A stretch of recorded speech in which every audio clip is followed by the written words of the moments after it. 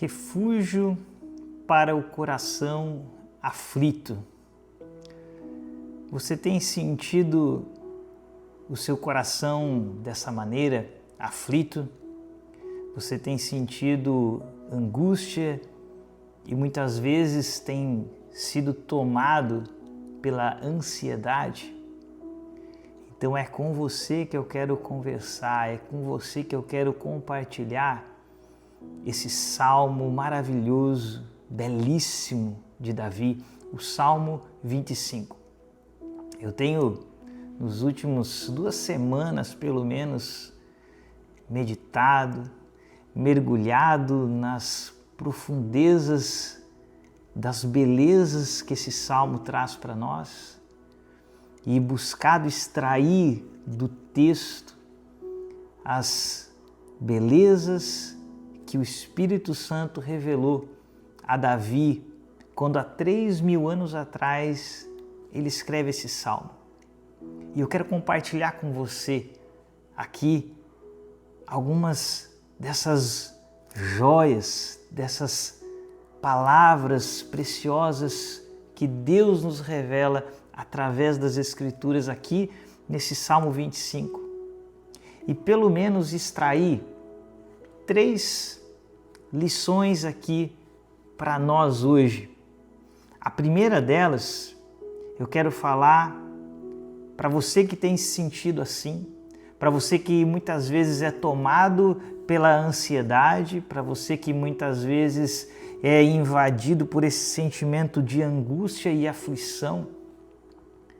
Primeira coisa é de que você não foi abandonado por Deus.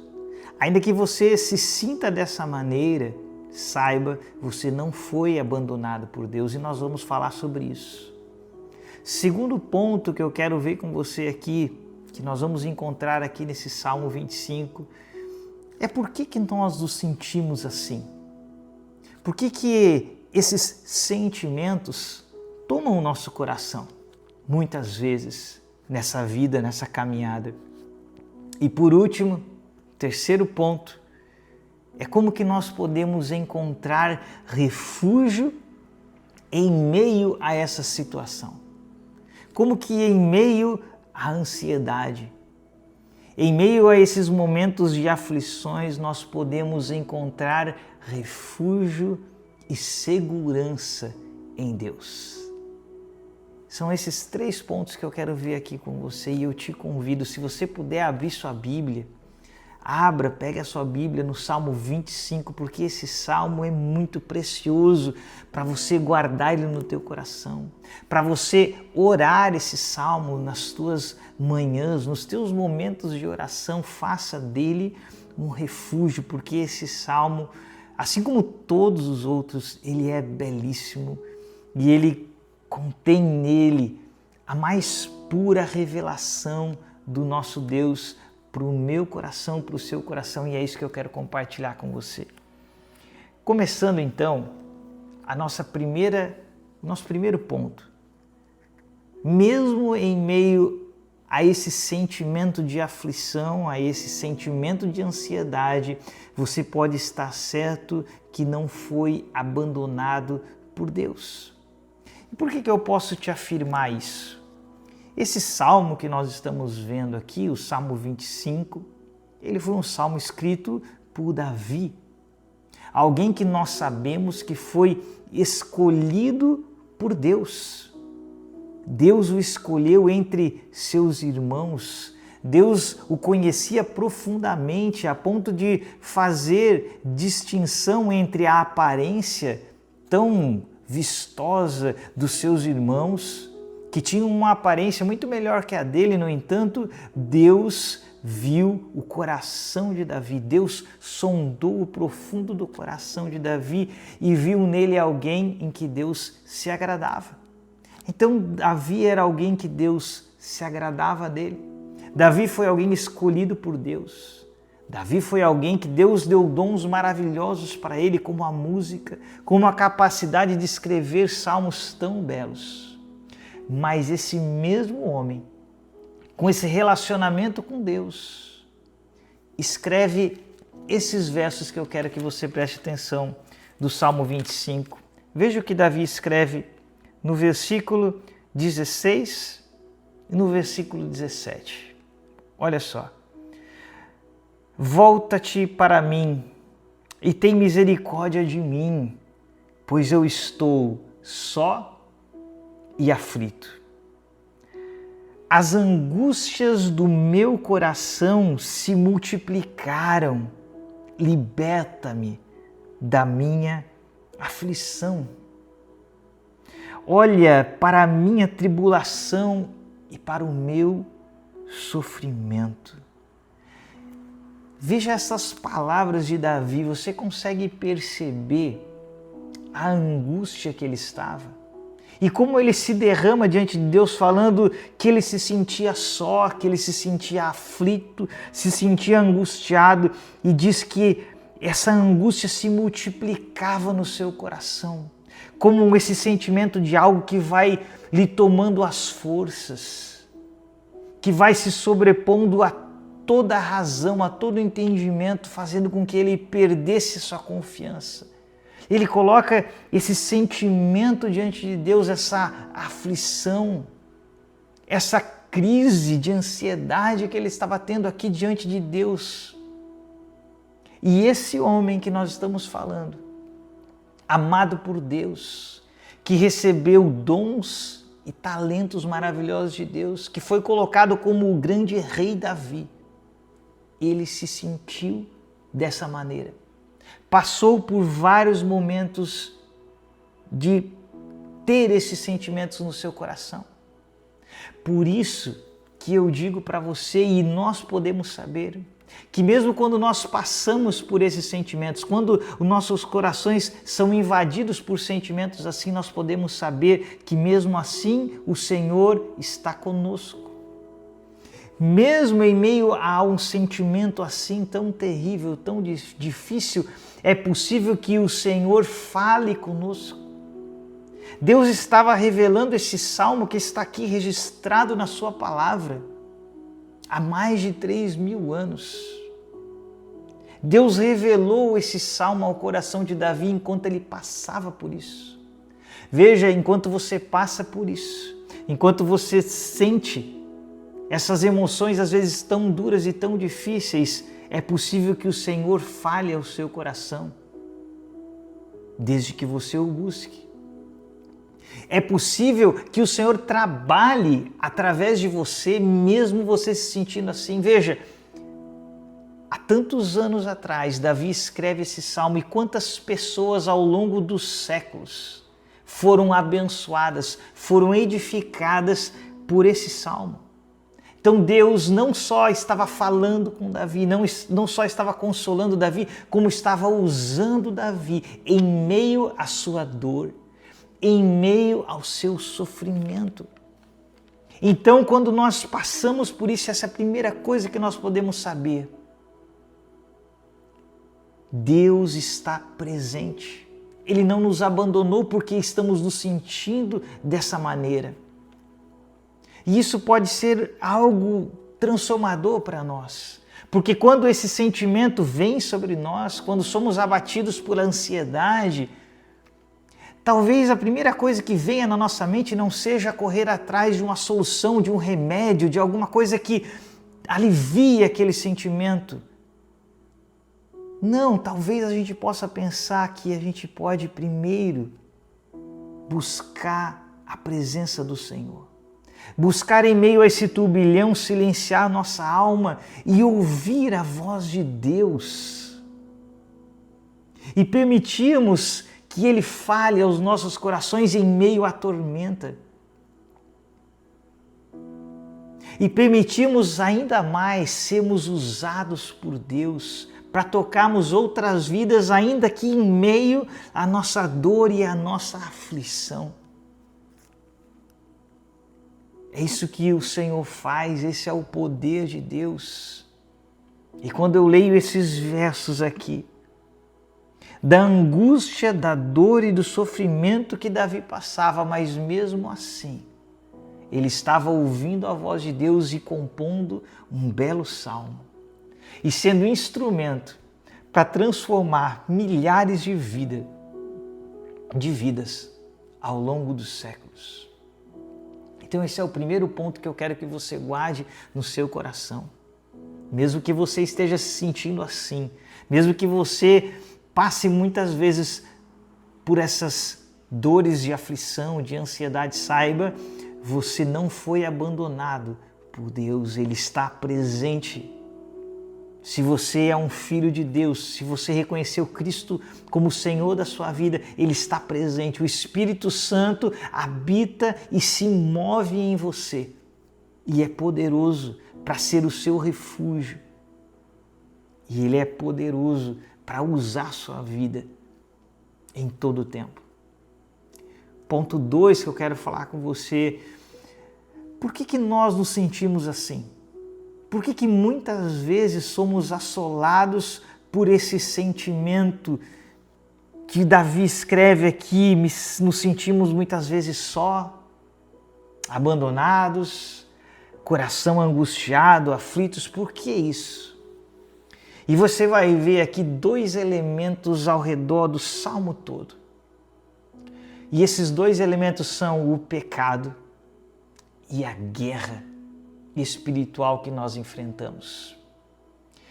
Veja, se não bastasse o nosso pecado, esse pecado que nós herdamos de Adão e Eva, que vem passando de geração em geração e que nós já nascemos com ele, já é algo tão terrível, já é algo que distorce todas as nossas escolhas.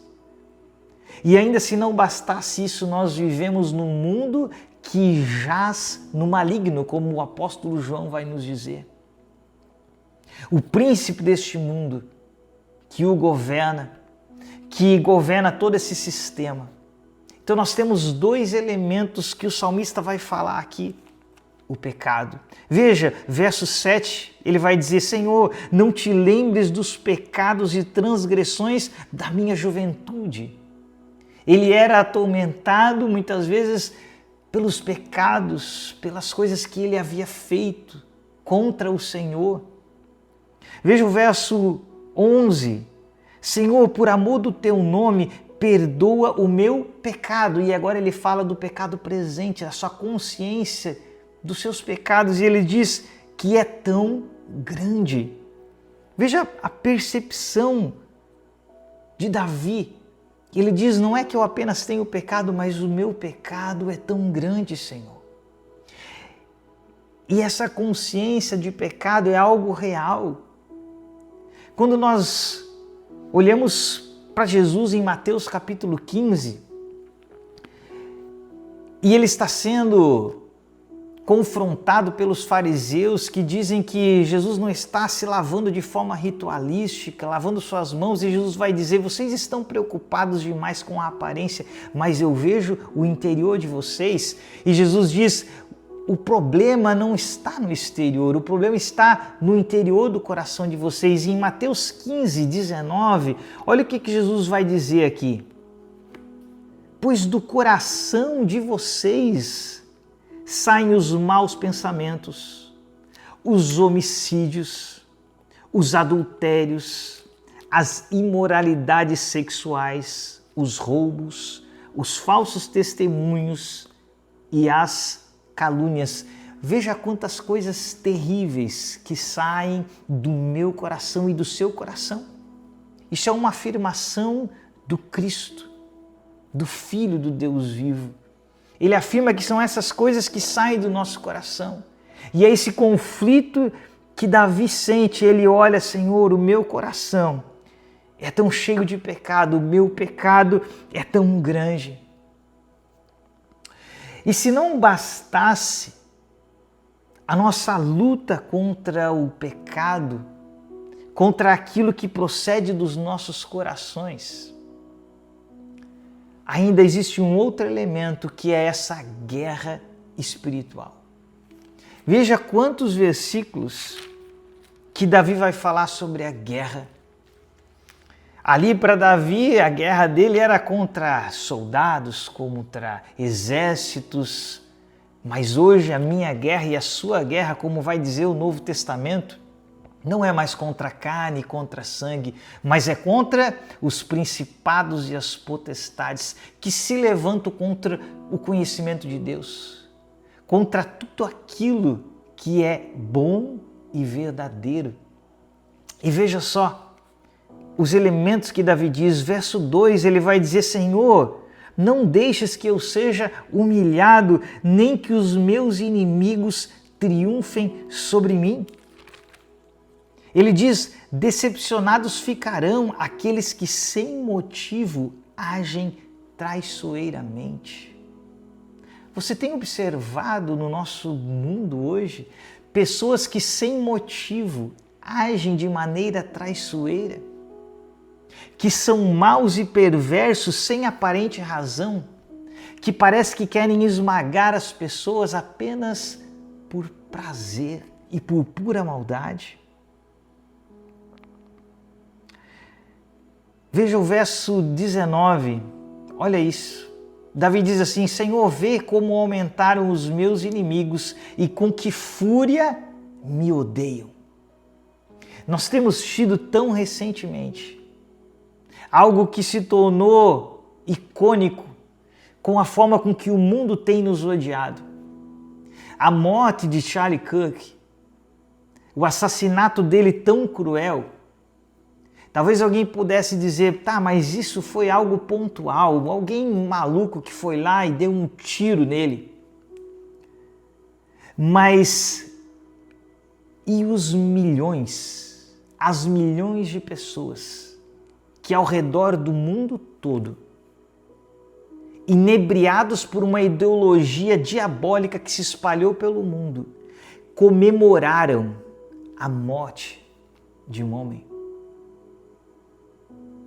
Se isso não é que os inimigos de tudo aquilo que seja bom e verdadeiro estão se espalhando por todo lado. Se você não consegue nisso perceber a guerra que nós estamos enfrentando. Veja, Miqueias capítulo 7. E todo esse livro de Miqueias é um livro maravilhoso. Esses dias eu compartilhei aqui no meu canal. Se você procurar lá nas postagens do canal, você vai encontrar o vídeo que eu indico do pastor Hernandes Dias Lopes. Ele fez um belíssimo vídeo falando e mostrando como o nosso país e tantas outras nações estão se aproximando à beira de um julgamento porque a maldade tem se espalhado de maneira assustadora. E ele usou esse capítulo 7 de Miqueias que eu quero ler com você aqui. Veja só. Miqueias capítulo 7, versículo 3, olha o que ele diz. O governante exige presentes. O juiz aceita suborno. Os poderosos impõem o que eles querem. Todos tramam em conjunto. Veja se esse texto não parece o jornal de hoje. O governante, ele quer ser cheio de presentes. Eles adoram os subornos. O juiz, que eram para ser os cuidadores, os justos diante do povo, são aqueles que aceitam o suborno daqueles que se desviaram há muito tempo. Os poderosos, que deveriam proteger os mais fracos, são aqueles que impõem aquilo que querem. E todos eles tramam em segredo, em silêncio, pensando que não estão sendo vistos por ninguém, mas tramam. Isso aqui é o retrato da nossa nação e tantas outras nações. Mas como se não bastasse, o mal e a iniquidade não se reserva apenas aos poderosos, aos grandes, não. Olha o que Miqueias vai dizer no capítulo 7, no versículo 6. Ele vai dizer, pois o filho despreza o pai. A filha se rebela contra a mãe, a nora contra a sogra. Os inimigos do homem são os seus próprios familiares. Veja que terrível isso. com todas essas ideologias de gênero que têm se infiltrado, o inimigo das nossas almas, o príncipe deste mundo, tem destruído famílias, separado pais de filhos, feito com que filhos odeiem seus pais, destruído literalmente famílias, implantando o ódio, fazendo com que pessoas pensem que a autoridade dos pais é algo diabólico e distorcendo tudo aquilo e literalmente chamando aquilo que é bom de mal e chamando o mal de bem. Nós temos acompanhado todas estas distorções que só crescem cada vez mais. Mas, para a gente encerrar aqui esse ponto 2, por que nós nos sentimos assim?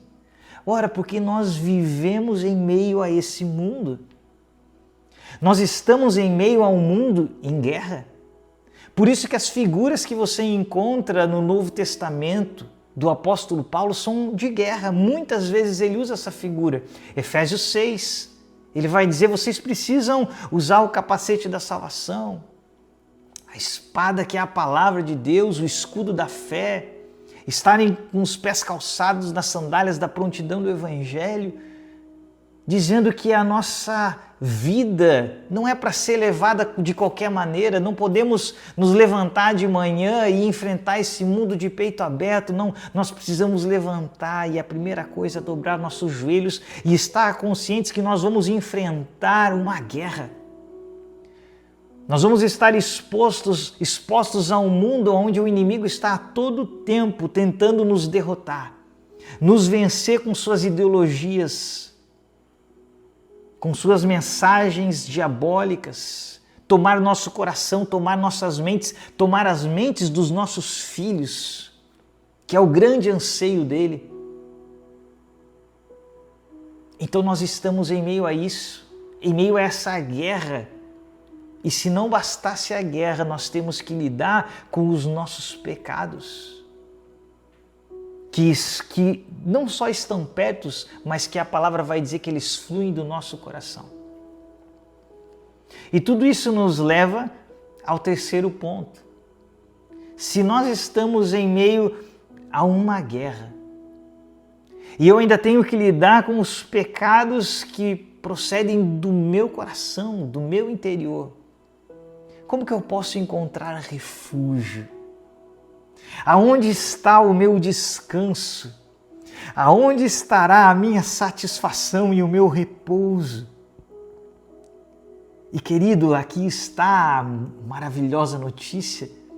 A maior parte desse salmo, a maior parte dos versos desse salmo é justamente uma resposta da onde que nós encontramos o refúgio, o descanso para as nossas almas muitas vezes cansadas, sobrecarregadas, cheias de ansiedade, com a aceleração desse mundo. Veja, eu quero que você acompanhe comigo estes versos, aonde o Senhor nos convida a encontrarmos nele refúgio, na pessoa e na presença do Deus vivo. Veja só, já o verso 1, ele já começa dizendo que esse é o ponto principal do Salmo 25. Olha o que ele diz: Senhor, a Ti eu elevo a minha alma. Eu pego essa minha alma aflita, eu pego essa minha alma cansada e eu elevo aquele, o único que pode dar repouso. E ele diz: Senhor, em Ti confio, ó meu Deus.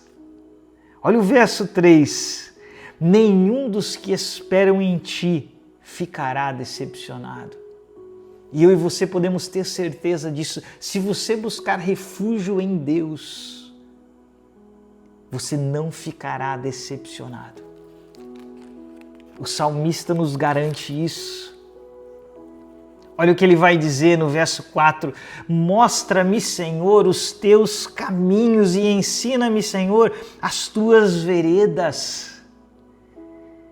Guia-me com a tua verdade e ensina-me, pois tu és Deus, meu Salvador. Veja em quem Davi começa a colocar o seu descanso. Ele começa a entender os caminhos de Deus. Ensina-me, Senhor, as tuas veredas, e ele sabe que Deus é o seu Salvador. Ele começa a perceber que, embora muitas vezes as lutas aqui nessa terra possam parecer desesperadoras, mas quando eu sei o Deus em que eu tenho crido, que Ele é o Deus da minha salvação, eu começo a encontrar descanso nele. Porque nada deste mundo pode me afastar deste amor que me salvou para a vida eterna. Como lá diz em Romanos capítulo 8, nem a morte, nem a vida, nem altura, nem profundidade alguma, nem principados, nem potestades, nada poderá nos separar do amor de Deus que está em Cristo Jesus, porque em Cristo eu e você fomos salvos, fomos reconciliados com Deus, fomos resgatados de nossos pecados, como nós vimos aqui, que são tão grandes. Mas Ele é o nosso Salvador, e Ele vai dizer, e a minha esperança está em Ti o tempo todo.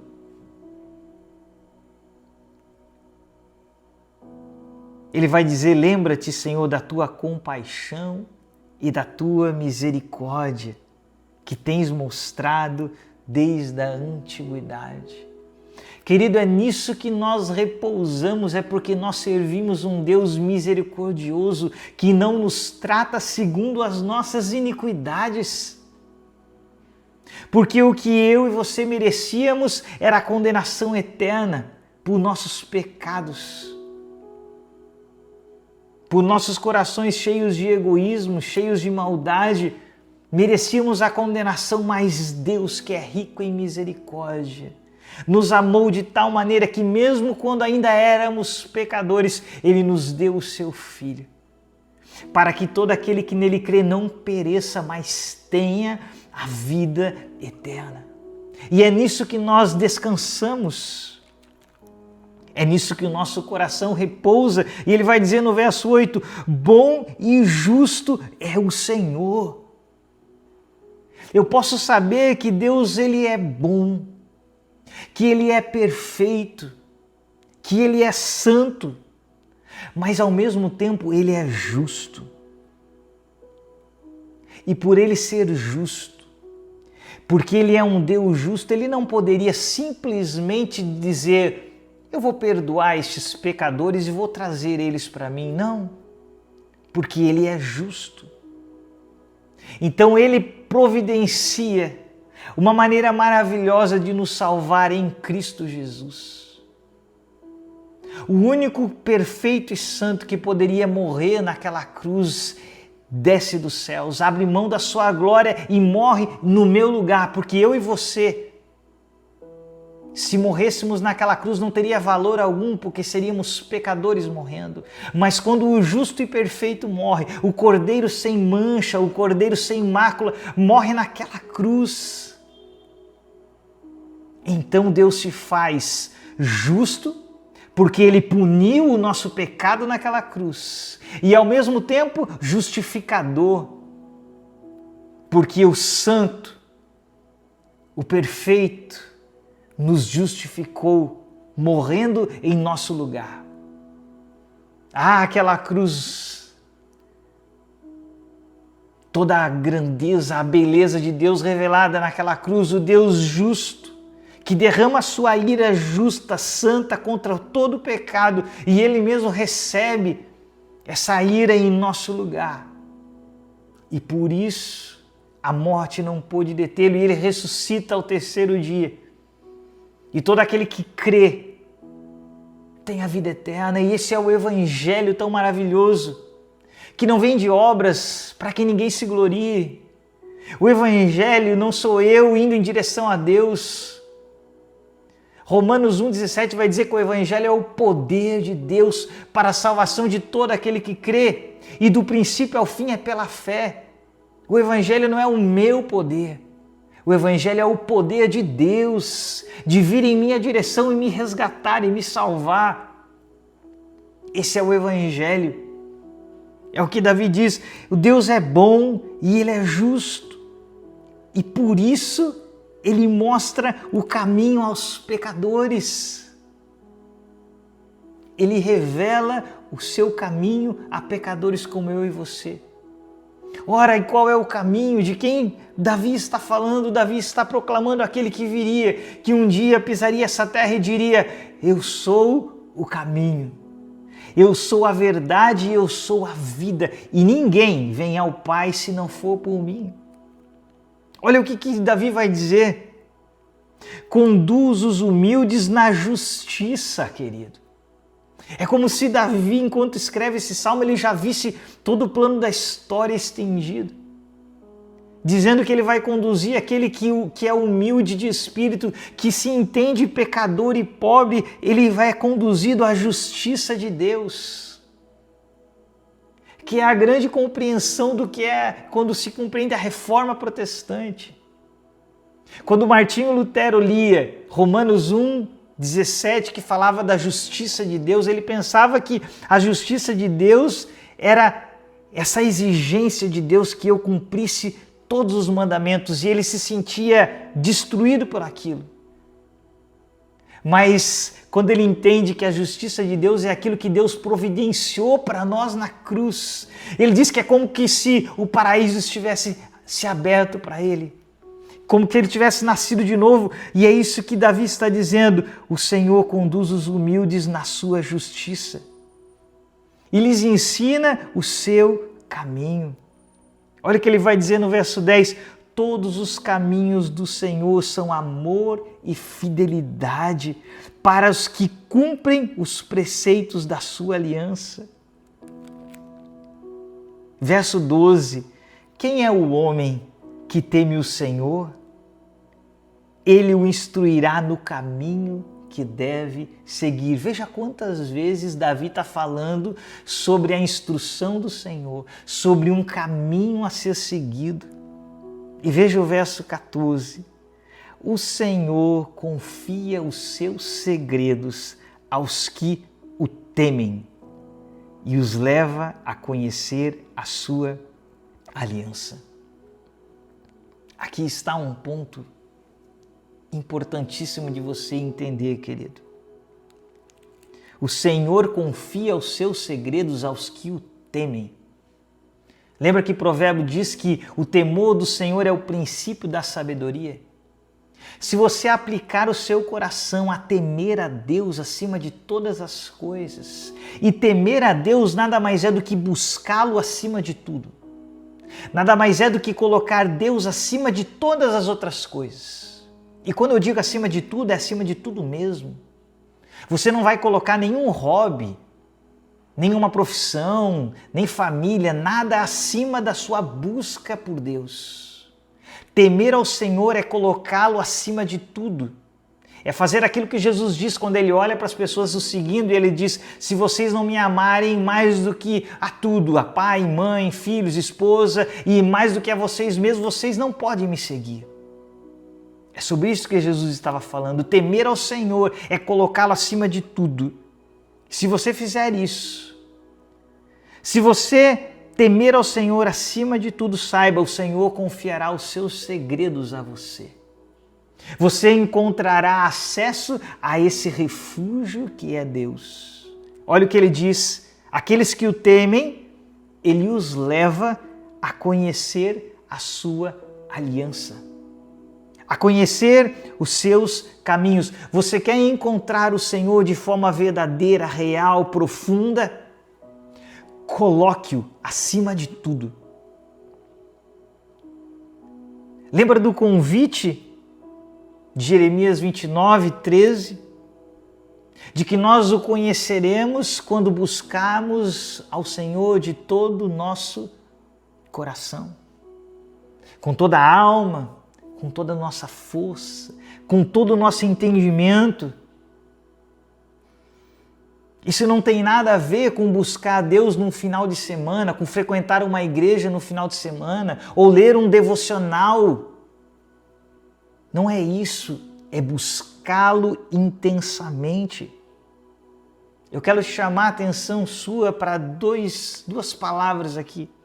Veja o verso 15. Os meus olhos estão sempre voltados para o Senhor. E nós lemos lá no verso 15, dizendo assim: a minha esperança está em ti o tempo todo.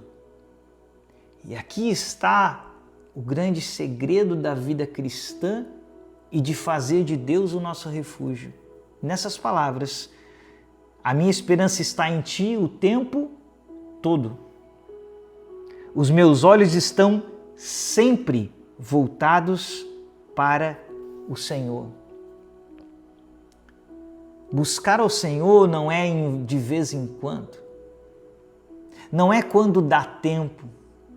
Buscar ao Senhor é o nosso estilo de vida, é o que somos, é o que nos traz a identidade. Porque agora nós não vivemos para nós mesmos, nós vivemos para Cristo. E o segredo de encontrarmos refúgio em Deus está nisso, em fazermos dele o nosso pensamento constante, fazemos da sua palavra a nossa habitação.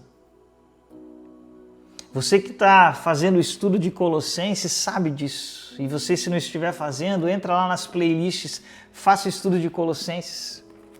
Eu quero trazer para você aqui Colossenses 3, que para mim, em Colossenses capítulo 3, está a essência do que é a vida cristã.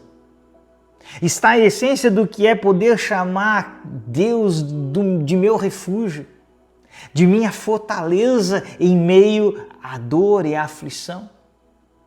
E Paulo, em Colossenses 3, ele apela para a nossa lógica, ele começa dizendo: olha, já que vocês ressuscitaram com Cristo, vocês não alegam que morreram com Cristo na cruz? Que já estão crucificados com Ele? Aí ele vai dizer: então procurem, dediquem-se. Ele não está falando de algo momentâneo, não está falando de algo que eu faço uma vez por semana. Ele está falando de algo que eu persigo com persistência, o tempo todo. Algo que eu faço disso o alvo da minha vida. E ele diz: dediquem-se às coisas que são do alto. A tudo aquilo que é de Deus. Ele diz onde Cristo está assentado à direita de Deus. E ele nos especifica dizendo: mantenham o pensamento nas coisas do alto e não nas coisas terrenas. Porque nós acabamos de ver o que tem aqui nas coisas terrenas. Esse mundo que jaz no maligno, essas ideologias, filmes, séries, televisão, tudo jogando a ideologia desse mundo, o ensino do inimigo. E ele diz: você quer fugir disso? Você quer fazer morrer os pensamentos, a natureza terrena? Você quer fazer morrer esses pecados que você não consegue vencê-los? Ele diz: não há outra maneira. Mantenha o pensamento nas coisas que são do alto e não nas coisas terrenas. E ele diz no verso 3: porque vocês morreram e agora a sua vida está escondida com Cristo em Deus. É a única maneira de você vencer, de nós vencermos esse mundo, é colocarmos nossa mente constantemente em Cristo, na palavra de Deus. E no versículo 16 de Colossenses 3, ele resume, ele vai dizer: habite ricamente em vocês a palavra de Cristo. Não há outra forma de nós nos refugiarmos em Deus se o nosso coração não correr a todo tempo para a palavra de Deus. Spurgeon vai falar sobre isso, ele vai dizer: nós estamos inseridos nesse mundo, mas nós não somos desse mundo. Mas por estarmos aqui, nós constantemente precisamos pensar nas coisas do mundo. Precisamos atentar nossa mente ao nosso trabalho, aos nossos afazeres, mas Spurgeon diz assim: da mesma maneira como um pássaro, sempre que ele pode, ele voa correndo para o seu ninho. Da mesma maneira, vocês, sempre que puderem, em todo tempo que puderem, voem novamente para o ninho, que é a presença de Deus, que é a palavra de Deus. Estejam mergulhados incessantemente na presença de Deus. Mergulhem a mente de vocês nos salmos, nas cartas de Paulo, nos evangelhos. Meditem nela de dia e de noite, façam dela a sua alegria, o seu pensamento. E vocês vão vendo que tudo aquilo que é a natureza terrena, as imoralidades, as impurezas, as paixões, os desejos maus, a ganância, a idolatria, Paulo vai dizer que tudo isso vai morrendo. Tudo isso vai sendo destruído pelo poder de Deus em nós. E essa é a maior guerra, a maior batalha que eu e você podemos viver. É fugirmos desse mundo mal, é nos refugiarmos do que procede do nosso coração, encontrando em Cristo, na palavra de Deus, o nosso descanso, porque é só nele que nós podemos vencer. É só nele que você pode vencer a ansiedade, a aflição que toma conta do seu coração. Veja o que o verso 15 diz: os meus olhos estão sempre voltados para o Senhor, pois só Ele tira os meus pés da armadilha. Querido, não há outra esperança para nós nesse mundo. Só Ele é poderoso para tirar os teus pés da armadilha deste mundo.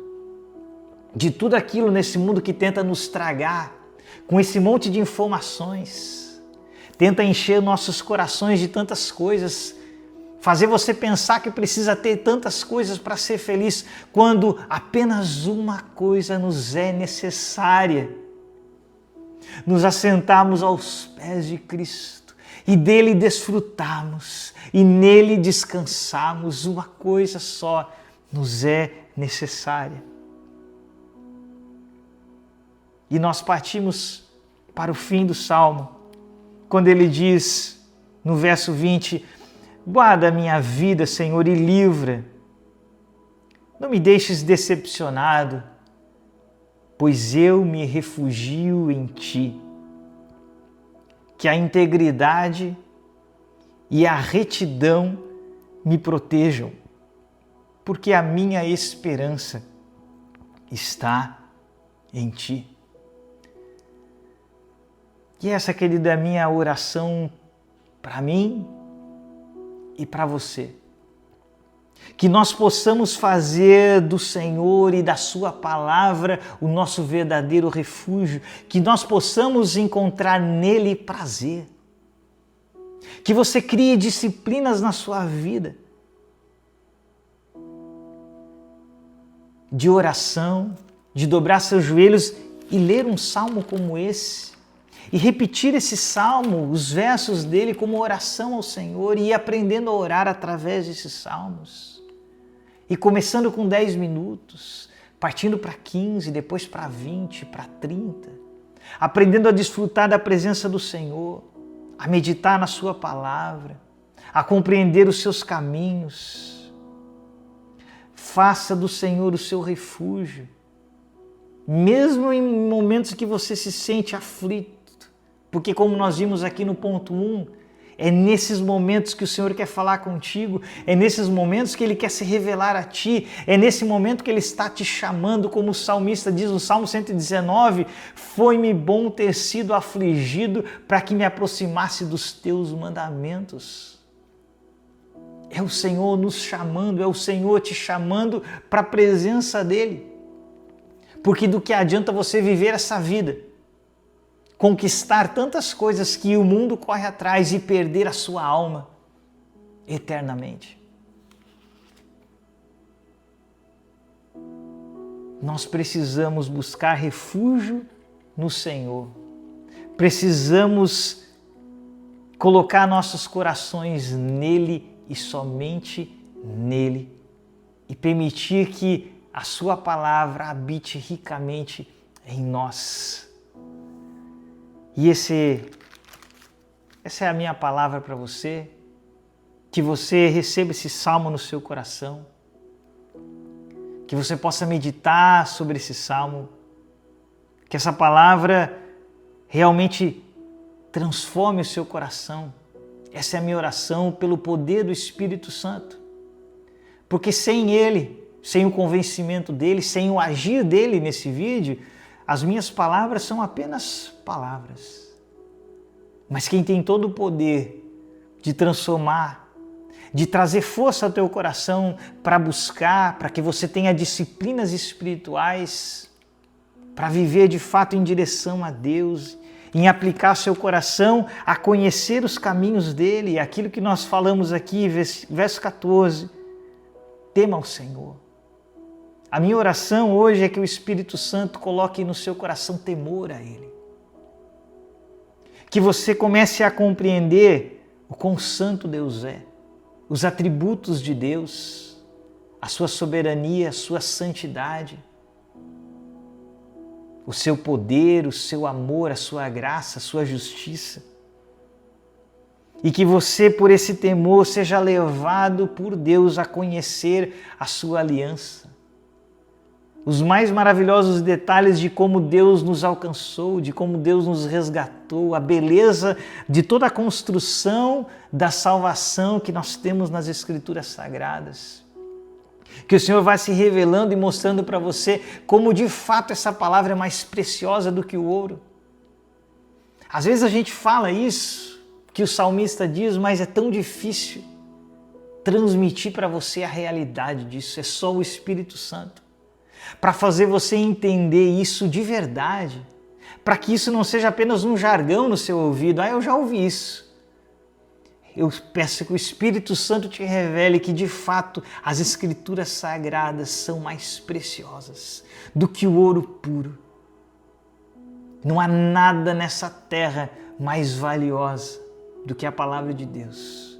Não há tempo mais bem investido do que você dobrar seu joelho e, em reverência, ler esse texto, meditar essa palavra, orar essa palavra. Não há nada maior do que isso, não há nada melhor do que isso. Como o salmista vai dizer, Senhor, eu descobri que o teu amor é maior que a vida. Não há nada nessa vida que você possa experimentar que seja mais poderoso, mais transformador do que encontrar refúgio em Cristo Jesus, da palavra de Deus. Que isso seja para o seu coração, para a sua vida. Se esse vídeo foi bênção para você, não deixa de curtir esse vídeo, fazer um comentário aqui embaixo de algo que tocou teu coração. Escreva algum desses versos aqui do Salmo 25 aqui embaixo, o que mais tocou no seu coração. Compartilhe isso com outras pessoas. Seja esse canal de bênção mesmo em meio à dor, ao sofrimento, como Davi foi, mesmo sofrendo, escreveu e nos deixou esse salmo que nos edifica, que nos abençoa. Esse é o meu desejo do coração, que o Senhor te abençoe, que o Senhor te guarde, que o amor dele esteja sobre você, que você encontre nele refúgio em meio à aflição, em meio à angústia. Que o Senhor seja o seu refúgio, a sua fortaleza. Em nome de Jesus, e que Deus te abençoe. Até mais.